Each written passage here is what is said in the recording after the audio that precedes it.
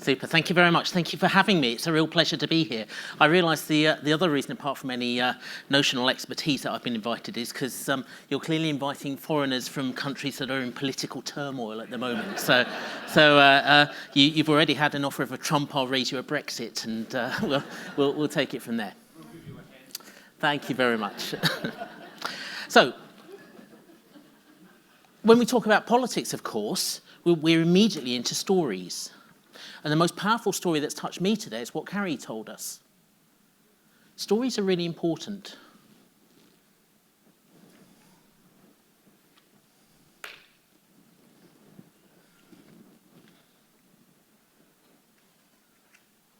We had Jeff Harris was talking about the work on contributing lives. It's really internationally leading.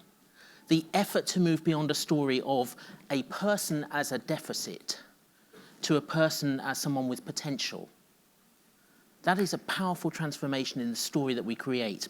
Now, I'm going to talk from a perspective of the mental health system to complement Rosanne's perspective of thinking specifically about homelessness. But I think you'll see the common threads in where we go in the stories. Now, in mental health, there is a story underway which is changing our understanding of recovery. So if you were a bunch of mental health workers here, you would all be nodding away and saying, oh, we know about recovery already. And it is true that one story about how the mental health system globally is in transformation can be framed as a modernization story. Because it's a sort of common sense understanding of recovery is getting back to normal, which has been in the mental health system for many, many years. So in order to be recovered, you must be symptom-free, you must be doing things, you must have friends, you must be living independently. All of these are things you must do in order to be judged by another, an expert, as recovered. Now that's a story about recovery which has been in the system for at least 200 years. This is the York Retreat in England, which in 1813 published one of the very early psychiatric case registers. So you can see on the right, there's a list of people, 19 people, 6 of whom are recovered, and some much improved, some remain the same, and some have died. So it's a very early 200-year-old psychiatric case register, which is exactly getting at this notion of, well, how many people recover?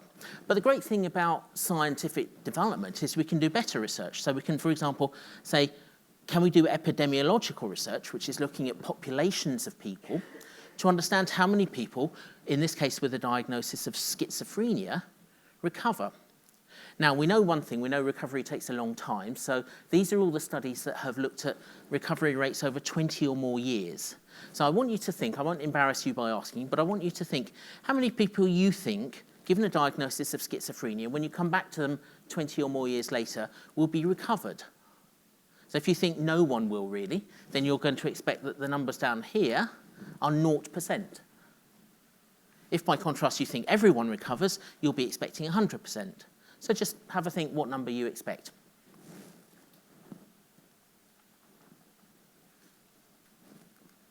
The reality is that the majority of people find a way back to a life that looks recovered to the outside observer.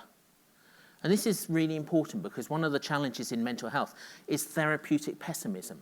The expectation that people don't get better. It's interesting. I mean, I'm a clinician, and clinical education, certainly for most mental health professionals, will be taught by an earnest professor at the front of the room, telling the crowd of newbie students, medics or psychologists or whatever, about the rule of thirds. The person will stand and say with authority, well, a third of people get better, a third have fluctuating course, and a third have chronic deteriorating course. This is not true, and yet remains taught routinely in clinical education courses even to this day. So that's one story about recovery. There's a second story, though, and this touches on some of the themes that we've already heard talked about in the conference so far. This is an understanding of recovery that, instead of being driven by the external expert, emerges from the experience of recovery. The seminal definition is comes from Bill Anthony in Boston, who talked about recovery in a very different way, as you can see, from the way that clinical recovery was talked about. It's no longer a state to be judged by others, Rather, it's an experience of living that only the individual themselves can judge. I think Rosanne was getting at some of this aspect when she was talking about the need to wrap services around the individual rather than the individual around services, because nobody can stretch that far. And because people are frustratingly but wonderfully different, every person's recovery journey is different. And if we ignore that reality, then we start to try to incorporate people into our way of how they should be. And at worst, that becomes a form of oppression. At best, that means people fall through the gaps in our apparently coherent system. But this is a long definition. It's got global consensus. It's talked about in policy documents all around the world, including here in Australia. It's too long for people like me, though. So a shorter definition is recovery involves living as well as possible. And the merit of this is twofold. One is it's short enough to actually remember, which is useful. But the other is it speaks to commonality rather than difference. Because put your hand up if you are not trying to live as well as possible. You know, there is something about we are all in this together. And whether you're talking to someone who is homeless on the street or suffering with very distressing mental health problems, or any of the other life challenges, you are talking as a person to a person. And if you can foreground that level of interaction, then the rest kind of falls into place. And yet, our public sector systems have real struggles with foregrounding commonality. They foreground difference in the way we assess, in the way we view someone, in the way we use constructs like triage to talk about who has most need, is emphasizing difference. Now, that may be useful and necessary in some contexts, but in other contexts, it can mean that we, in a mental health setting, for example, we see a patient, not a person. And that can be profoundly toxic and impoverishing of the potential solutions and ways forward that we can create together. You know, it's for me, it's been one of the transformation journeys is that understanding of, you know, seeing the world one way through my clinical training and you know, mental health system and its structures, through to just letting go of and changing some of the assumptions. For example, people with lived experience are part of the solution, not part of the problem. So I guess that brings us to different stories, doesn't it? I don't want to make this too academic a talk, though I will continue to sort of weave in numbers and stories. But one of the practical consequences is that there are just different stories about the same person. This is the notes for an inpatient for someone on a mental health unit. So the lady who was described as being emotionally flat, she lacked motivation, but her sleep and appetite were fine. We discussed the cause of her mental illness and decided to continue the mood stabilizer she was on and do blood levels next time. All very normal and still would be featuring in many systems, certainly yours and mine, up to today as an inpatient unit note. The same day, that lady kept a diary, and this is what she wrote.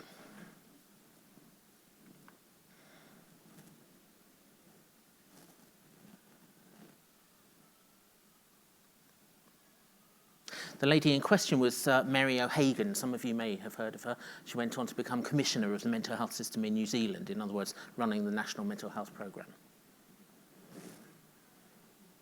So what are the implications of these two different stories? Well, when I co-wrote this booklet, which is free to download if you want to, with Eleanor Longdon, who's a peer researcher. So that's someone with lived experience who is also an academic researcher, which I think speaks to the way that we need to change the way we do things around here, shifting from the idea of one expert and one passive recipient to actually co-producing understandings.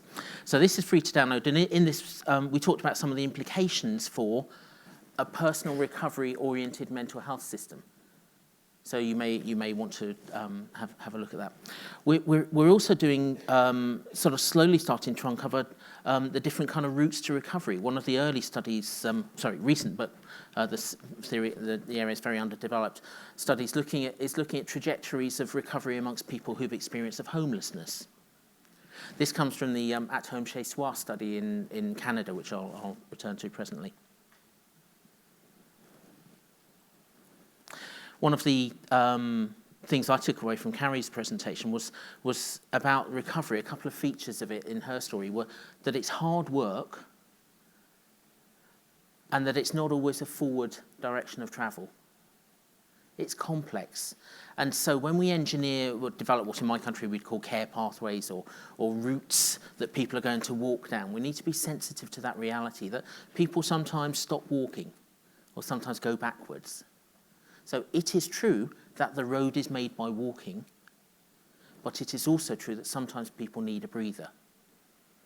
So in that sense, we need to get the balance between providing support and encouragement to people to move forward into their life with the compassionate recognition that people who are damaged and fragile and feel that their lives are in chaos may really struggle with accepting that invitation. So that is the challenge of supporting recovery. The at-home Chez Soi study found that there were some things that were helpful and were hindering. So the pluses are things that helped, the minuses are things that also hindered. In terms of the things that might help people to move forward were relationships with others, doing something that mattered. Mental health needed to be addressed, but so did family relationships, health and hospitalisation, employment and substance abuse. So there's a range of areas that different individuals with different profiles at different times in their life may need help and support with. Which I guess, raises the sort of central question, doesn't it, about where what we're here for. If we as a system have a shared view, clearly it will be very helpful. And what is the shared view that we have about our core business, what we're actually here to support?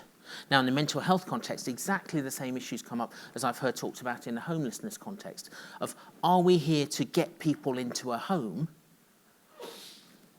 in the sense of a house, or are we here to help people to feel at home? My view in relation to mental health and recovery for 5 rationales, which I outline in this book, is that the core purpose of the mental health system should be supporting personal recovery. And that's got some implications. So, where's recovery now? My group did a systematic review, which we published in the British Journal of Psychiatry, which was really trying to learn from the international evidence about what people say is helpful in their own recovery journey. The CHIME framework, connectedness, hope, identity, meaning, and empowerment, is the emergent framework from that. Now, I want you to notice something there. Treatment is not on there. And this is about mental health. I think Rosanne absolutely nailed it. The problem with homelessness, well, it's not homelessness. It's broader social and societal and political. My own view is that recovery, at its heart, is an issue of social justice. It is actually very little to do with mental health. It's an issue of disenfranchisement and emancipation. So it's a human rights issue, not an issue of treatment and care. Which is not to say that for many people the means to the end of living as well as possible may not include mental health treatments provided effectively and competently by skilled and engaged practitioners. But those people are a means, not an end. So if you believe that the job of the mental health system is to support recovery, or the job of homeless services are to support people to feel at home, then you go way beyond just trying to do things to get this person into an apartment or to get rid of their symptoms. And that was the issues that were being talked about in the opening session on the political context, I think.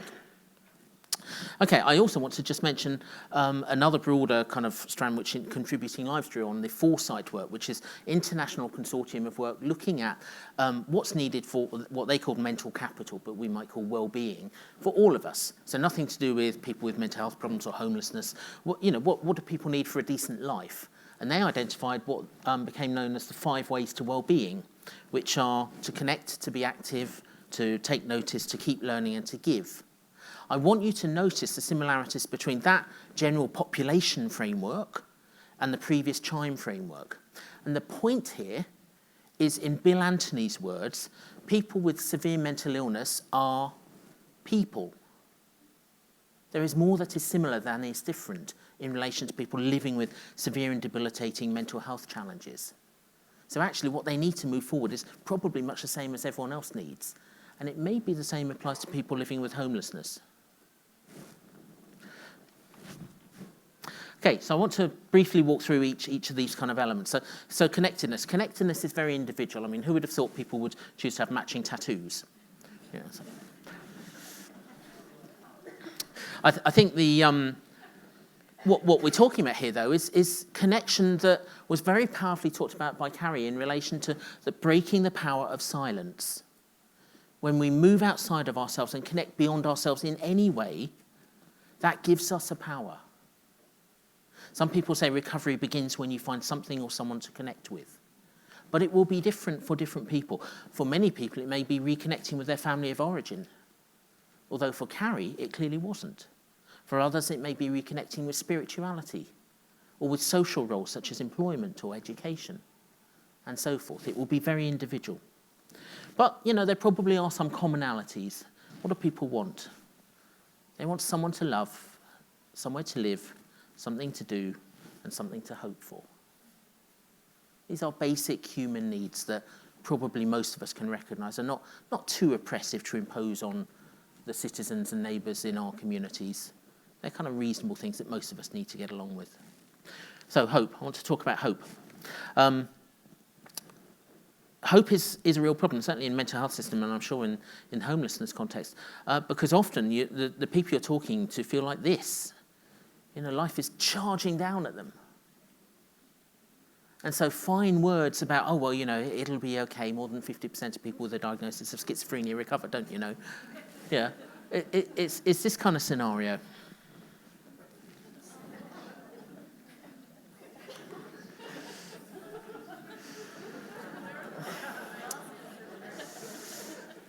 And yet, hope is really, really central. There's good research evidence empirically about mental health outcomes for people who are hopeful versus hopeless.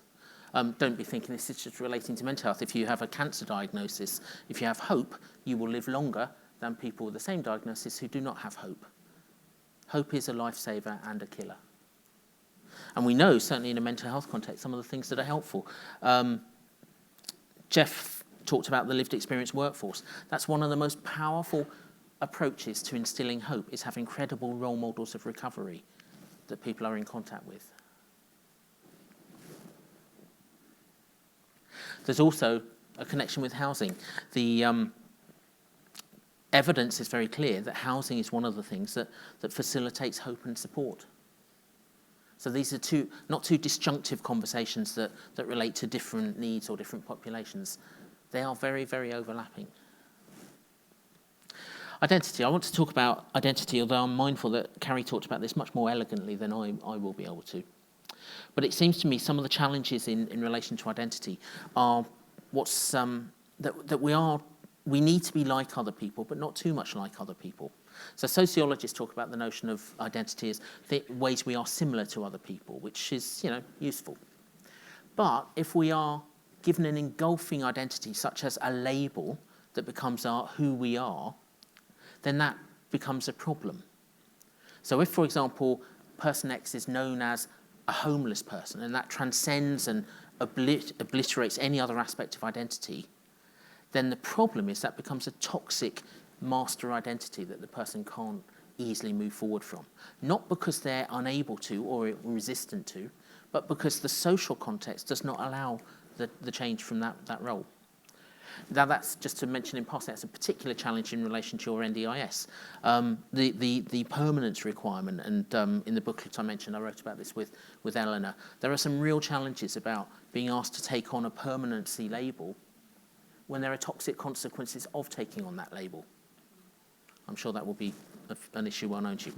But beyond being like other people, and it's helpful if we're not just like someone else, that I have schizophrenia like someone else, but maybe I'm a drummer, or I like music, or I write music, or I have some connection to beauty, just like other people. Those are helpful things. But beyond that, it's also good to recognise that we have individuals.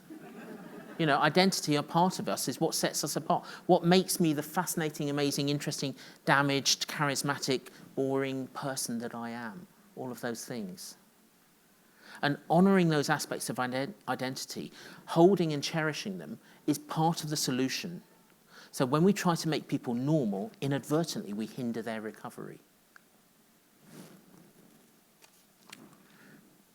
One of the recent documents that came out from the British Psychological Society talked about the slow progression from people being different to us to like us is part of the transformation towards a civilized society.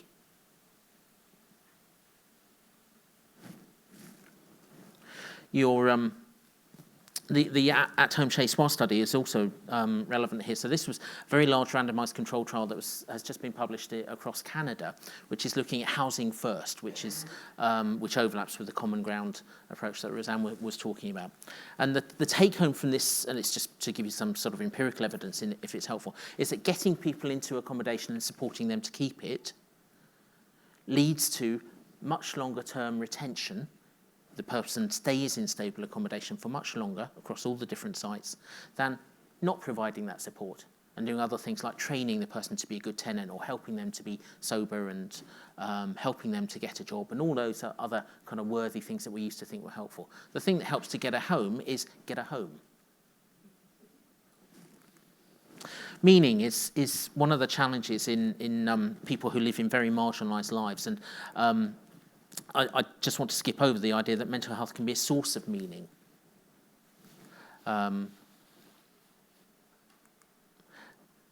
Essentially, the kind of transformation in supporting recovery is away from a view that mental health problems and perhaps homelessness is the meaningless epiphenomenal kind of expression of something that something other. It is the experience of living that the person is having. So things like survivor mission, the idea that someone may actually take that experience and be more of a person than they would have otherwise been and go on to change the world, is a powerful transformation of that experience and provides meaning that is impoverished if what we say is, you have a broken bit that we need to fix. Your problem is you're homeless, so we need to get you housed. If we communicate those kind of messages, inadvertently we are contaminating the person. Does that make sense? Okay, just for time, I'm going to skip over some fascinating research I did. But if you want to read about it, you can download this free to download booklet. I want to just finish by talking about empowerment. Empowerment, or as its flip side is sometimes called in the mental health system, risk, is a real problem. The mental health systems internationally routinely do things that are labelled as helping the person, but actually hinder the person.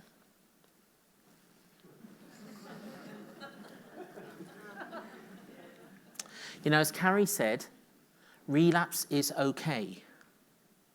Now, she did not, in any sense, romanticize relapse.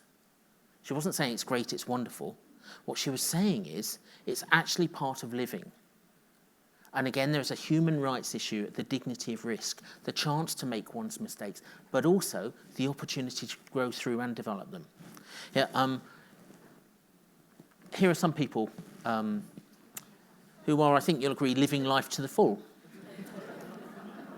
I'm guessing it wasn't in their treatment plan, go cycling on the edge of a cliff, although you'll be pleased to see that they are wearing their helmets, so that's good. But the point is, these are people who are taking a chance and living life to the full and will remember this experience for the rest of their life.